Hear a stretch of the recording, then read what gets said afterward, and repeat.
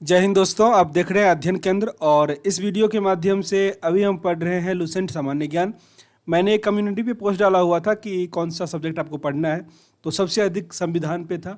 साथ ही बायोलॉजी जो आपका है ना, वो भी कंप्लीट होने के कगार पे है, तो उसको भी हम नहीं छोड़ेंगे। साइंस का भी आता रहेगा और संविधान भी चलेगा और एसपीटी भी चलेगा, ठीक है ना। पर संविधान पे थोड़ा हम अधिक जोर देंगे, जैसा कि कम्युनिटी में परसेंटेज था उस हिसाब से हम भी जोर लगाएंगे। ओके, तो अभी हम पढ़ेंगे भारतीय संविधान। पूरा कंप्लीट किया जाएगा, 7 से 8 दिन में कंप्लीट हो जाएगा अगर मैं रेगुलर इस पर काम किया और आप लोगों का सपोर्ट मिला तो। ओके, तो आप लोगों का काम है अधिक से अधिक लोगों तक शेयर कीजिए, अच्छा लगे तो लाइक वाइक कर दिया कीजिए। और मेरे से बात करने के लिए इंस्टाग्राम पे फॉलो कर लीजिए, ठीक है ना। मैं वहाँ पे रिप्लाई दे पाऊँगा अच्छे से।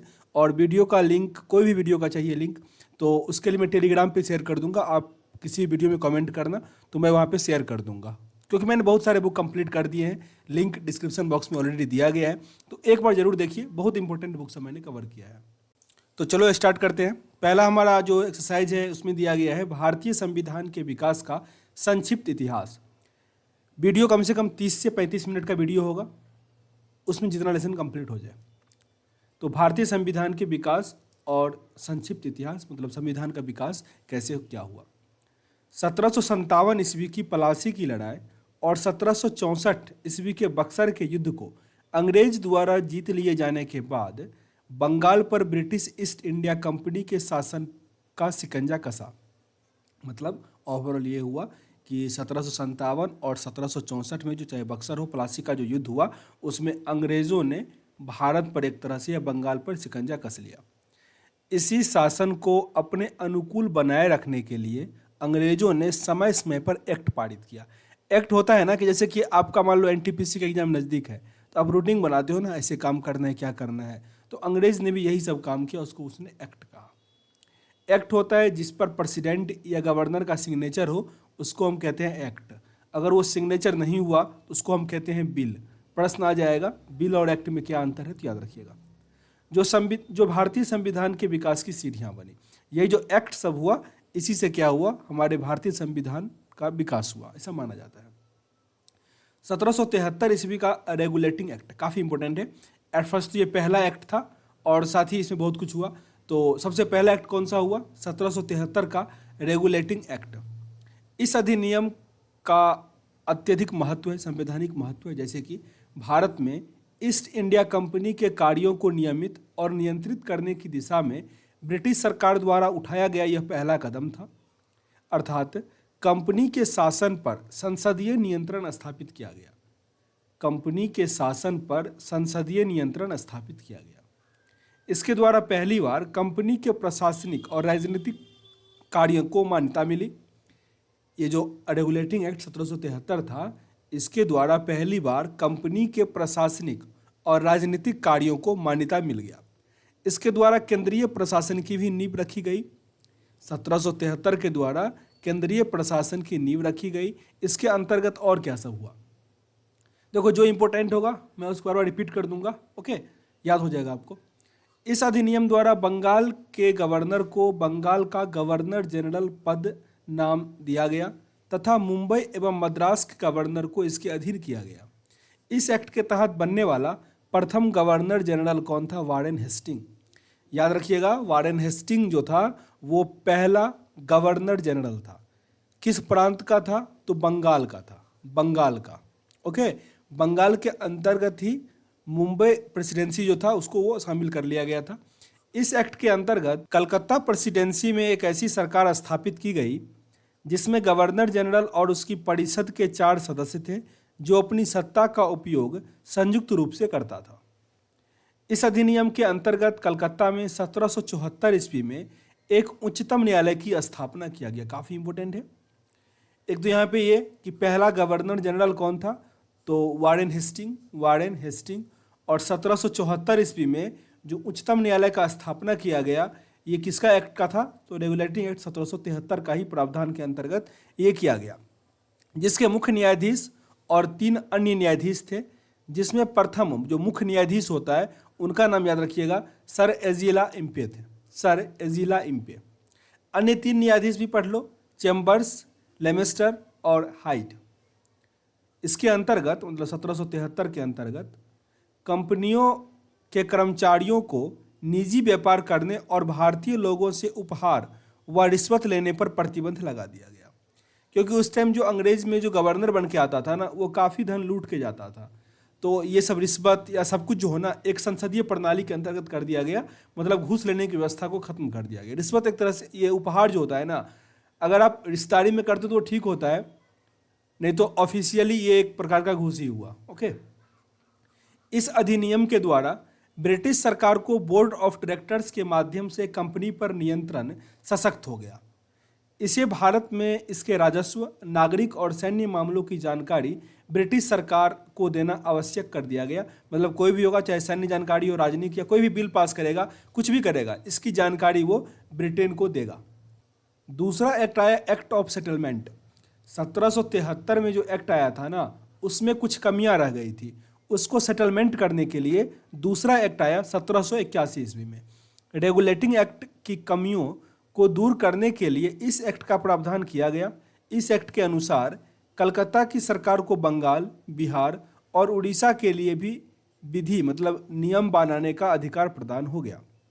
मतलब इससे पहले जो था वो ओनली कलकत्ता का सरकार जो था बंगाल का बनाता था। अब बंगाल, बिहार, उड़ीसा और ये जो मुंबई था ना, वो पहले ही आ गया था इसके अधीन, तो इस सब का भी नियम वो खुद बनाता। अब 1784 ईस्वी में आता है पिट्स इंडिया एक्ट। ये पहला पिट्स इंडिया एक्ट था, याद रखिएगा, 1784 में आया। इस एक्ट के द्वारा दोहरे प्रशासन प्रारंभ हुआ। दोहरा प्रशासन, पहला बोर्ड ऑफ डायरेक्टर व्यापारिक मामलों के लिए और दूसरा बोर्ड ऑफ कंट्रोलर राजनीतिक मामलों के लिए। देखो, दोहरा प्रशासन मतलब एक क्या हो गया, बोर्ड ऑफ डायरेक्टर और बोर्ड ऑफ कंट्रोलर। तो बोर्ड ऑफ कंट्रोलर क्या करता था, राजनीतिक मामला को देखता था, और बोर्ड ऑफ डायरेक्टर क्या करता था, व्यापारिक मामले को देखता था। 1793 ईस्वी का चार्टर अधिनियम, 1793 ईस्वी का चार्टर अधिनियम, इसके द्वारा नियंत्रण बोर्ड के सदस्यों तथा कर्मचारियों के वेतन आदि को भारतीय राजस्व से देने की व्यवस्था की गई। मतलब इस सबको जो वेतन मिलेगा वो कहाँ से मिलेगा, तो भारत का जो राजस्व कोटा था, संचित भंडार जो था, उससे वो देना शुरू हो गया। 1813 ईस्वी का चार्टर अधिनियम, इस अधिनियम की मुख्य विशेषता पहला क्या था, कंपनी के अधिकार पत्र को 20 वर्ष के लिए बढ़ा दिया गया। कंपनी के अधिकार पत्र को 20 वर्ष के लिए बढ़ा दिया गया। प्रश्न ऐसे आ जाएगा कि कंपनी के अधिकार को 20 वर्ष के लिए किस अधिनियम के तहत बढ़ा दिया गया था, तो 1813 का चार्टर एक्ट अधिनियम था। याद रखिएगा, चार्टर एक्ट अधिनियम जो था ना, वो प्रत्येक 20 वर्ष के बाद आता था। तो पहला आया था 73 में, 1773, फिर 20 साल बाद 93, फिर 1813, फिर अब आएगा 1833, फिर 1853, और फिर 1858 के बाद तो वो वायसराय बन गया, फिर दूसरा ही होना शुरू हो गया। तो यह प्रत्येक 20 साल के बाद आता था, तो आसानी से आप एग्जाम में टिक कर पाओगे। तो 1813 का चार्टर एक्ट अधिनियम में क्या हुआ था, कंपनी के अधिकार पत्र को 20 वर्षों के लिए बढ़ा दिया गया था। कंपनी के भारत के साथ व्यापार करने के एकाधिकार को छीन लिया गया था। कंपनी के भारत के साथ व्यापार करने के एकाधिकार को छीन लिया गया था, किंतु उसे चीन के साथ व्यापार एवं पूर्वी देशों के साथ चाय का व्यापार करने के संबंध में 20 वर्षों के लिए एकाधिकार प्राप्त था। मतलब चीन के साथ व्यापार कर सकता था, साथ ही पूर्वी देशों के साथ, मतलब ईस्ट में जो कंट्री से म्यांमार हुआ, बांग्लादेश हुआ, तो इस सब के साथ जो व्यापार करेगा, या और भी कोई कंट्री आगे में ताइवान सब है, तो चाय का व्यापार वो कर सकता था। कुछ सीमाओं के अधीन सभी ब्रिटिश नागरिकों के लिए भारत के साथ व्यापार खोल दिया गया। 1813 से पहले ईसाई पादरियों को भारत में आने की आज्ञा नहीं थी, मतलब धर्म प्रचार का छूट मिल गया उसको। ओके, परंतु 1813 ईस्वी के अधिनियम के द्वारा ईसाई पादरियों को आज्ञा प्राप्त करके भारत आने की सुविधा मिल गई थी। ये पादरी हो चाहे वो मॉन्क हो, जो भी हो, वो क्या करता है, धर्म का प्रचार करता है। तो 1813 ईस्वी में ईसाई पादरियों को, ईसाई मिशनरियों को धर्म प्रचार की छूट मिल गई भारत में, तभी वो आ सकते थे। फिर 20 साल के बाद 1833 का आता है चार्टर अधिनियम। इस अधिनियम की मुख्य विशेषता थी कि इसके द्वारा कंपनी के व्यापारिक अधिकार को पूर्णतः समाप्त कर दिया गया। मतलब जो चीन के साथ और चाय का व्यापार वो ईस्टर्न कंट्री के साथ कर सकता था, उस सब पे वो पूरी तरह से प्रतिबंध लगा दिया गया। प्रश्न आ जाएगा कि कंपनी के व्यापारिक अधिकार को पूर्णतः कब खत्म कर दिया गया, तो 1833 का चार्टर एक्ट अधिनियम के अंतर्गत। अब कंपनी का कार्य ब्रिटिश सरकार की ओर से मात्र भारत का शासन करना रह गया था। बंगाल के गवर्नर जनरल को भारत का गवर्नर जनरल कहा जाने लगा। काफी इंपॉर्टेंट है। बंगाल का गवर्नर जनरल अब भारत का गवर्नर जनरल हो गया। किस चार्टर एक्ट के अंतर्गत? 1833 का चार्टर एक्ट। बंबई तथा मद्रास के परिषदों की विधि निर्माण शक्तियों को वापस ले लिया गया। विधिक परामर्श हेतु गवर्नर जनरल के परिषद एवं विधि सदस्य के रूप में चौथे सदस्य को शामिल कर लिया गया। मतलब विधिक परामर्श, संवैधानिक जो परामर्श होता है, तो गवर्नर जनरल की परिषद में विधि सदस्य जोड़ दिया गया। काफ़ी इंपॉर्टेंट है। मतलब संवैधानिक जो गतिविधि होगा उसके लिए विधि सदस्य भी जोड़ दिया गया 1833 के चार्टर एक्ट में। भारत में दास प्रथा की विधि विरुद्ध घोषित कर दिया गया। काफ़ी इंपॉर्टेंट है। इससे पहले दास प्रथा जो भारत में था उसको 1833 के चार्टर एक्ट में खत्म कर दिया गया। इसको कहा दिया गया कि ये गलत है। 1843 में इसका उन्मूलन कर दिया गया, हटा ही दिया गया। अधिनियम की धारा 87 के तहत कंपनी के अधीन पद धारण करने के लिए किसी व्यक्ति को धर्म, जन्मजात, मूल वंश या रंग के आधार पर अयोग्य न ठहराए जाने की उपबंध किया गया। मतलब इस सब के आधार पर भेदभाव, डिस्क्रिमिनेशन नहीं किया जाएगा। गवर्नर जनरल की परिषद को राजस्व के संबंध में पूर्ण अधिकार प्राप्त करते हुए गवर्नर जनरल को संपूर्ण देश के लिए एक ही बजट तैयार करने का अधिकार प्रदान किया गया। मतलब पूरे देश के लिए अब वो एक बजट तैयार करेगा। 1833 का ये सब एक्ट है, ठीक ना। भारतीय कानून का वर्गीकरण किया गया तथा इस कार्य के लिए विधि आयोग की नियुक्ति की व्यवस्था की गई। 1834 में लॉर्ड मैकाले की अध्यक्षता में प्रथम विधि आयोग का गठन किया गया। 1834 में लॉर्ड मैकाले की अध्यक्षता में प्रथम विधि आयोग का गठन किया गया। काफ़ी इंपॉर्टेंट है। लॉर्ड मैकाले आगे पढ़ोगे, हालांकि 1835 में मैकाले प्रस्ताव आया था जिसमें इंग्लिश शिक्षा के लिए 1 लाख रुपया दिया गया था। राजा राम मोहन राय काफ़ी मीन्स वो अनुरोध किए थे। 1853 फिर 1833 के 20 साल के बाद 1853 का चार्टर अधिनियम आता है। इस अधिनियम की मुख्य विशेषताएं थी कि पहला था, इस अधिनियम के द्वारा सेवाओं में नमाजदगी का सिद्धांत समाप्त कर कंपनी की महत्वपूर्ण पदों को प्रतियोगिता परीक्षा के आधार पर भरने की व्यवस्था कर दी गई। ये लॉर्ड डलहौजी का टाइम है जिस टाइम भारत में ट्रेन आया था। प्रश्न ये पूछ भी सकता है कि पहले क्या था कि नामजदगी था, मतलब अगर पिता जो है पोस्ट पे है ना, उसका बेटा भी उसी पोस्ट पे जाएगा। लेकिन बाद में क्या कर दिया गया कि कंपटीशन आयोग मीन्स जो उसमें प्रतियोगी परीक्षा होता है वो उसमें लागू कर दिया गया। तो ये किसने किया? तो लॉर्ड डलहौजी ने किया था 1853 का चार्टर एक्ट अधिनियम के अंतर्गत। इसके लिए 1854 ईस्वी में मैकाले समिति की नियुक्ति की गई। इस अधिनियम के द्वारा गवर्नर जनरल के परिषद के विधायी एवं प्रशासनिक कार्यों को अलग कर दिया गया। यहाँ पे विधायी कार्य और प्रशासनिक कार्य दोनों को अलग कर दिया गया। इसके तहत परिषद में 6 नए परिषद जोड़े गए जिन्हें विधान पार्षद कहा गया। कितने जोड़े गए? 6 नए पार्षद जोड़े गए जिसे विधान पार्षद कहा गया। अब यहाँ से काफ़ी इंपॉर्टेंट, देखो वो भी इंपॉर्टेंट है पर यहाँ से ट्रैक थोड़ा चेंज होता है।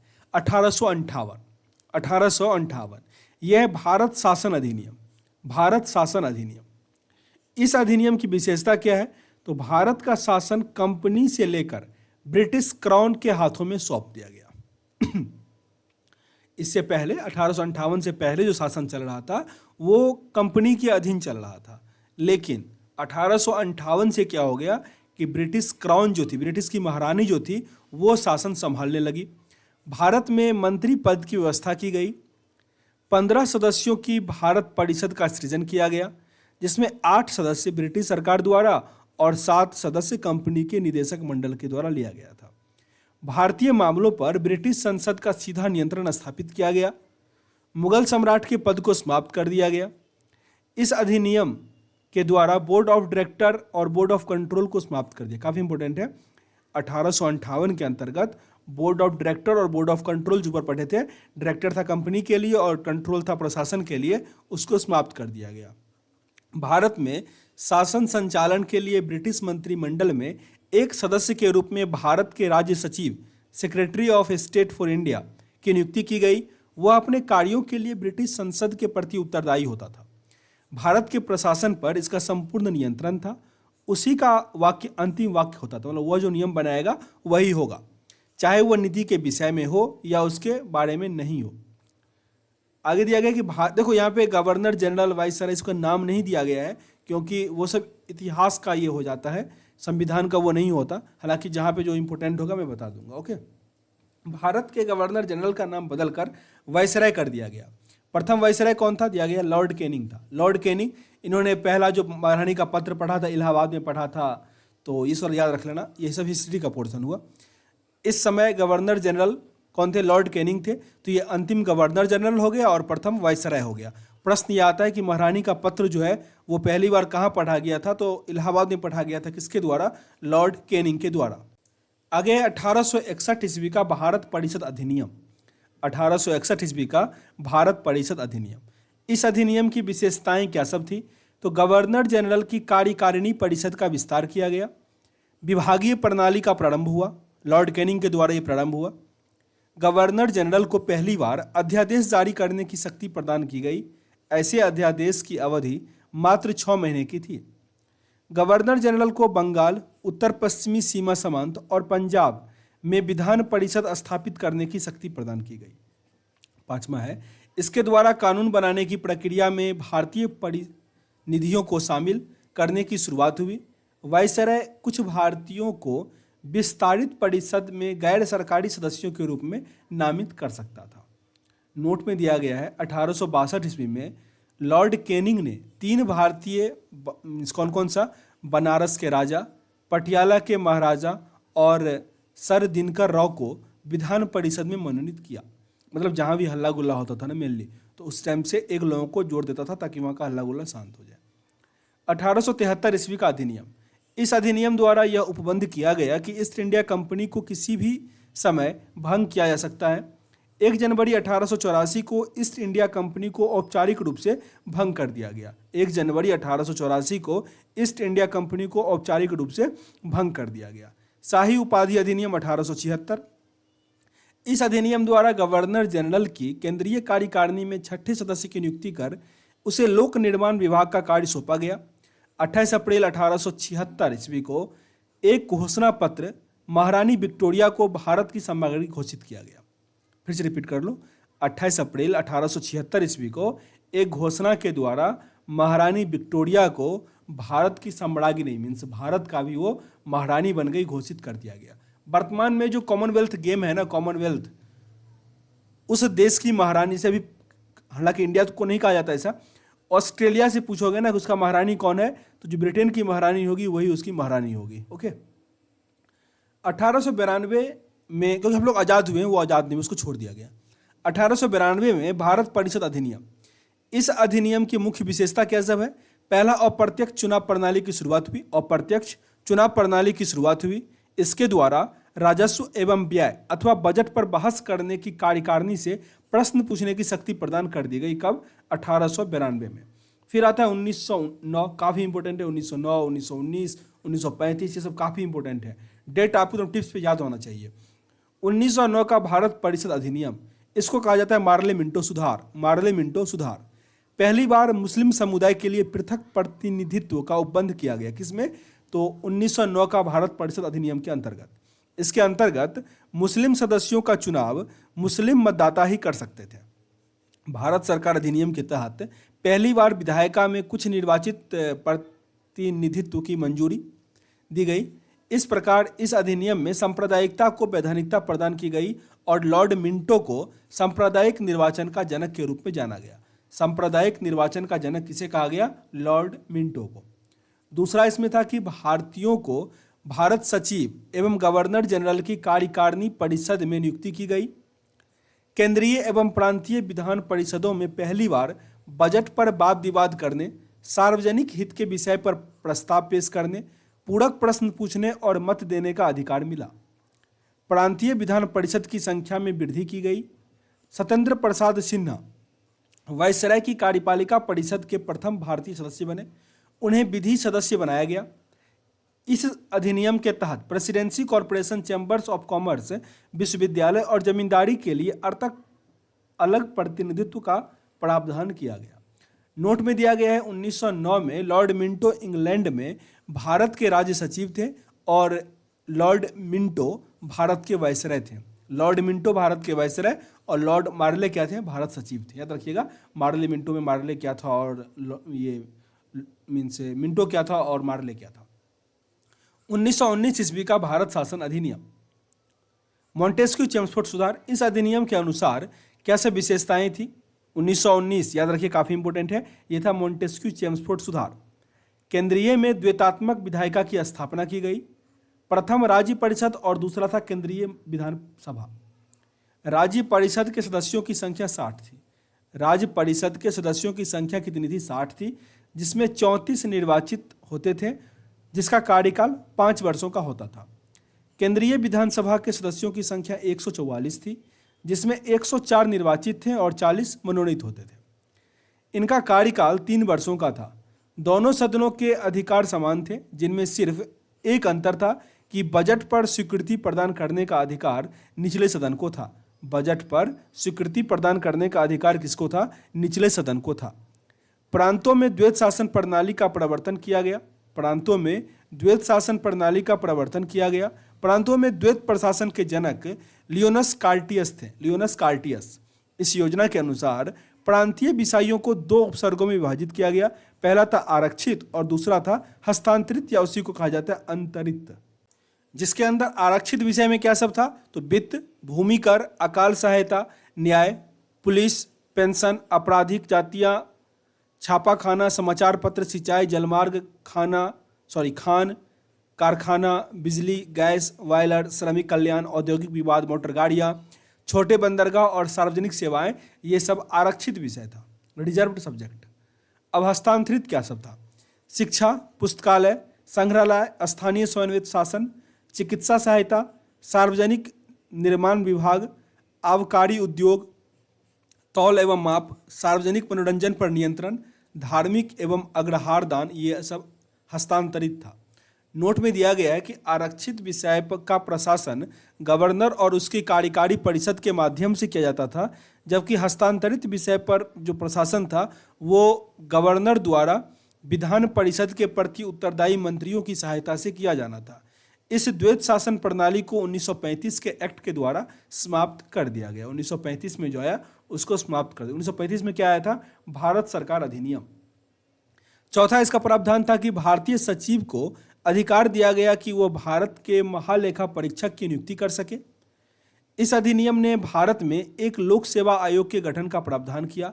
अतः 1926 ईस्वी में ली गई आयोग की सिफारिश पर सिविल सेवकों की भर्ती के लिए केंद्रीय लोक सेवा आयोग का गठन किया गया। इस अधिनियम के अनुसार वायसराय की कार्यकारी परिषद में 6 सदस्यों में से 3 सदस्यों का भारतीय होना आवश्यक था।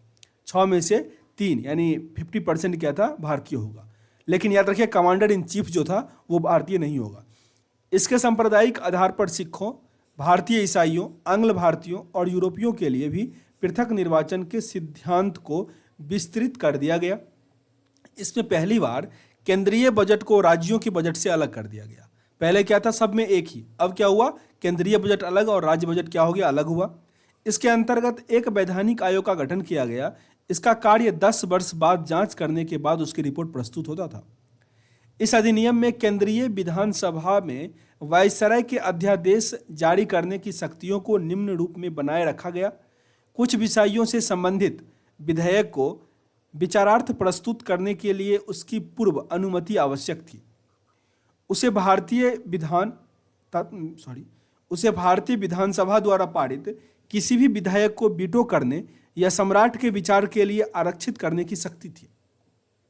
इससे आगे है, उसे यह शक्ति थी कि विधानमंडल द्वारा नामंजूर किए गए या पारित ना किए गए किसी विधेयक या अनुदान को प्रमाणित कर दे तो ऐसा प्रमाणित विधेयक विधानमंडल द्वारा पारित विधेयक के समान हो जाता है। फिर से रिपीट कर लो इसको। उसे यह शक्ति था कि विधानमंडल द्वारा नामंजूर किए गए किसी भी पारित विधेयक या अनुदान से प्रमाणित कर दे तो उसे प्रमाणित विधेयक विधानमंडल द्वारा पारित विधेयक के समान माना जाएगा। यह आपात स्थिति में अध्यादेश बन सकता था जिसका अस्थायी अवधि के लिए विधिक प्रभाव होता था। मतलब कितने टाइम के लिए रहेगा, इसका एक संवैधानिक किया था। मॉन्टेस्क्यू चेम्सफोर्ड सुधार भारत शासन अधिनियम 1919 को कहा गया। इसके द्वारा भारत में पहली बार महिलाओं को वोट देने का अधिकार दिया गया। काफी इंपॉर्टेंट है। महिलाओं को वोट देने का अधिकार कब दिया गया? 1919 का भारत सरकार अधिनियम या मॉन्टेस्क्यू चेम्सफोर्ड सुधार के अंतर्गत। इस टाइम इंग्लैंड के प्रधानमंत्री कौन थे? Lord George. आगे 1935 ईस्वी का भारत शासन अधिनियम। 1935 ईस्वी में 321 अनुच्छेद और 10 अनुसूचियां थी। इस अधिनियम की मुख्य विशेषताएं इस प्रकार थी। पर अभी रुको, थोड़ा समझ लो एक चीज। हमारा देश 1947 में आज़ाद हुआ था, संविधान हमारा 1950 में बनके मीन्स इम्प्लीमेंट हुआ। तो ये जो बीच का टाइम पीरियड था ना, इसमें जो संविधान चला या नियम कानून जो चला वो भारत सरकार अधिनियम 1935 के अंतर्गत ही चला। पूछा जाता है ये प्रश्न आगे है हमारा कि 1935 के अंतर्गत क्या सब हुआ। तो पहला अखिल भारतीय संघ। यह संघ 11 ब्रिटिश प्रांत, 6 चीफ कमिश्नर के क्षेत्रों और उन देशी रियासतों से मिलकर बनाना था जो स्वेच्छा से संघ में सम्मिलित हो। प्रांतों के लिए संघ में सम्मिलित होना अनिवार्य था, किंतु देशी रियासतों के लिए यह ऐच्छिक था। देशी रियासतें संघ में सम्मिलित नहीं हुई और प्रस्तावित संघ की स्थापना संबंधी घोषणा पत्र जारी करने का अवसर ही नहीं आया। दूसरा दिया गया प्रांतीय समन्वयता। इस अधिनियम के द्वारा प्रांतों में द्वैत शासन व्यवस्था का अंत कर दिया गया और उन्हें एक स्वतंत्र एवं स्वास्तिक संवैधानिक आधार प्रदान किया गया। केंद्र में द्वैत शासन की स्थापना की गई, काफी इंपोर्टेंट है। केंद्र में द्वैत शासन। इस अधिनियम में विधायी शक्तियों को केंद्र एवं प्रांतीय विधानमंडलों के बीच विभाजित कर दिया गया, जिसके तहत परिसंघ सूची, प्रांतीय सूची और समवर्ती सूची का निर्माण हुआ। पर याद रखिएगा हमारे देश में जो समवर्ती सूची, राज्य सूची और एक सूची केंद्र सूची, वो ऑस्ट्रेलिया से लिया गया है। आगे दिया गया उसमें परिसंघ सूची के विषय पर परिसंघ विधानमंडल को विधान बनाने की अनन्य शक्ति थी। इस सूची में विदेशी कार्य, करेंसी एवं मुद्रा, नौसेना, सेना, वायुमंडल, जनगणना जैसे विषय थे। प्रांतीय सूची के विषय पर प्रांतीय विधान मंडलों की अनन्य अधिकारिता थी, यानी इस सूची में वर्णित विषय पर प्रांतीय विधानमंडल को कानून बनाने का अधिकार था। प्रांतीय सूची में कुछ विषय थे जैसे पुलिस, प्रांतीय लोक सेवा और शिक्षा, ये सब प्रांतीय सूची का विषय था। समवर्ती सूची के विषय पर परिसंघ और प्रांतीय विधानमंडल दोनों कानून बना सकते थे। समवर्ती सूची के कुछ विषय थे जैसे दंड विधि और प्रक्रिया, सिविल प्रक्रिया, विवाह एवं विवाह विच्छेद आदि। ऊपर उल्लेखित उपबंधों के अधीन रहते हुए किसी भी विधानमंडल को दूसरे की शक्तियों का अतिक्रमण करने का अधिकार नहीं था, लेकिन वायसराय द्वारा आपात की उद्घोषणा किए जाने पर परिसंघ विधानमंडल को प्रांतीय सूची के विषय में विधि बनाने की शक्ति थी। 2 प्रांतीय विधानमंडलों के अनुरोध पर भी परिसंघ विधानमंडल प्रांतीय विधानमंडल के विषय में विधान बना सकती थी। समवर्ती सूची के विषय पर परिसंघ विधि प्रांत की विधि पर अभिभावी होता था, प्रभावी होता था। हालांकि इसका मतलब यही हुआ। इस अधिनियम में अवशिष्ट विधायी शक्ति वायसराय को दी गई थी। सबसे जो अधिक पावरफुल था वो किसके पास था? वायसराय के पास था।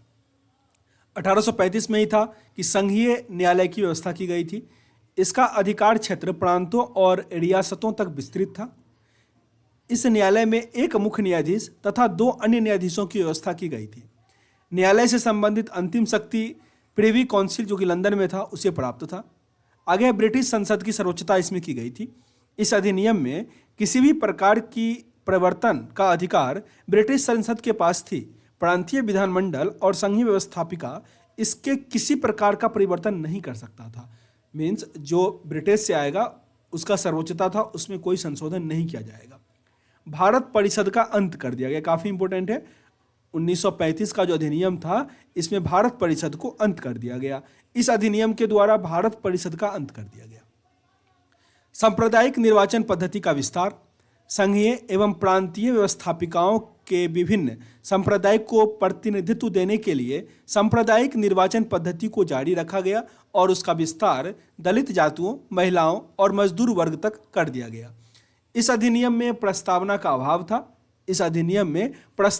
अभाव था। इसके द्वारा बर्मा, जो कि अभी म्यांमार है, बर्मा को भारत से अलग कर दिया गया।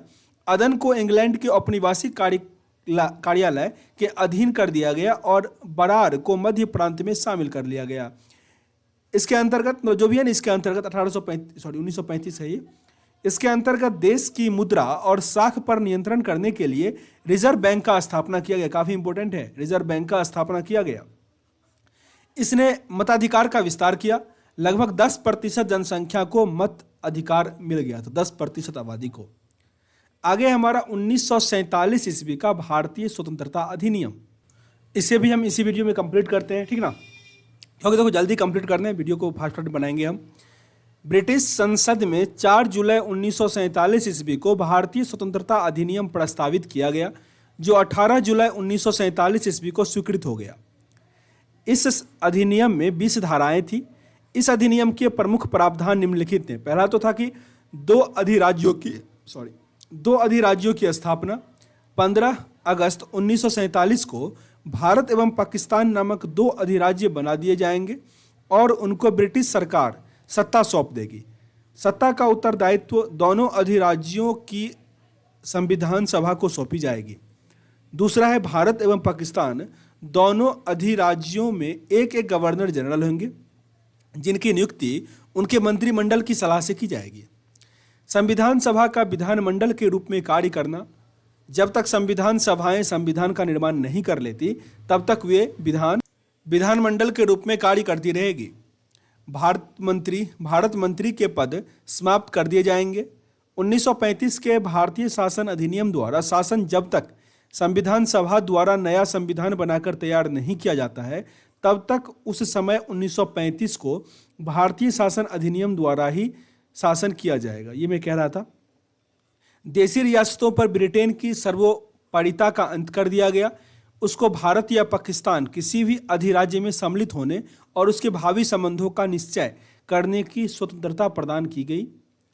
इस अधिनियम के अधीन भारत डोमिनियन को सिंध, बलूचिस्तान, पश्चिमी पंजाब, पूर्वी बंगाल, पश्चिमोत्तर सीमा प्रांत और असम के सिलहट जिले को छोड़कर भारत का शेष राज्य क्षेत्र मिल गया। अब नोट में दिया गया है, सिलहट जिले ने भारतीय स्वतंत्रता अधिनियम 1947 ईस्वी के प्रवृत्त होने के पूर्व जनमत संग्रह में पाकिस्तान के पक्ष में मत दिया था, फिर बाद में इंडिया मिला। अब दूसरा जो हमारा एक्सरसाइज है, भारतीय संविधान सभा, इसको हम अगले वीडियो में कवर करेंगे। सेशन अगर अच्छा लग रहा हो तो जरूर लाइक और शेयर कीजिए। आप ही लोगों का सपोर्ट रहेगा तभी काफ़ी फास्ट में कंप्लीट हो पाएगा।